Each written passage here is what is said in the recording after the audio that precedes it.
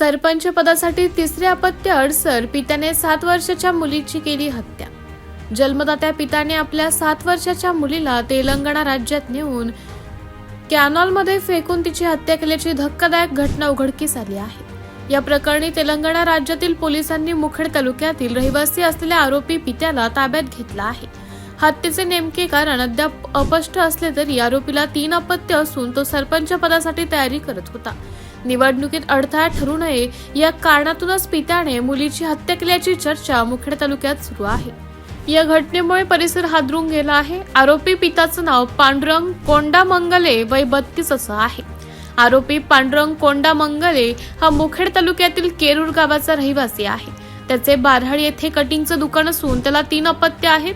3 दिवसांपूर्वी पांडुरंग कोंडा मंगले याने साहित्य खरेदीसाठी जात असल्याचं पत्नीला सांगून 7 वर्षाची चिमुकली प्राची कोंडा मंगले हिला सोबत नेले। त्यानंतर तेलंगणा राज्यातील कट्टापल्ली परिसरात बोधन रोडवरील कॅनलमध्ये तिला फेकून दिले। त्यानंतर तो घरी 1 तास परतला। दरम्यान कॅनलमध्ये चिमुकलीचा मृतदेह आढळून आल्याने परिसरात खळबळ उडाली। घटनेची माहिती मिळताच तेलंगणा पोलिसांनी तपास सुरू केला। पुढील चौकशीत संशय बळावल्याने 30 जानेवारी रोजी तेलंगणा पोलिसांनी मुखेड शहरात येऊन पांडुरंग कोंडा मंगले याला ताब्यात घेत अटक केली।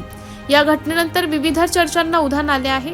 आर्थिक विवंचनेतून हा प्रकार घडल्याचं काही जण सांगत आहेत, तर दुसरीकडे आगामी ग्रामपंचायत निवडणुकीत पांडुरंग कोंडा मंगले हा सरपंच पदाचा उमेदवार म्हणून रिंगणात उतरण्याच्या तयारीत होता। मात्र तिसरे अपत्य अडसर ठरू नये म्हणूनच त्याने मुलीचा बळी घेतल्याची चर्चा सुरू आहे। हत्येचे नेमके कारण काय याचा तपास पोलीस करत आहेत। या घटनेने नांदेड जिल्हा हादरून गेला आहे। आपण पाहत आहात तेज तुफान न्यूज, न्यायिक व निर्भीड बातम्यांचे सर्वांचे आवडते नेटवर्क।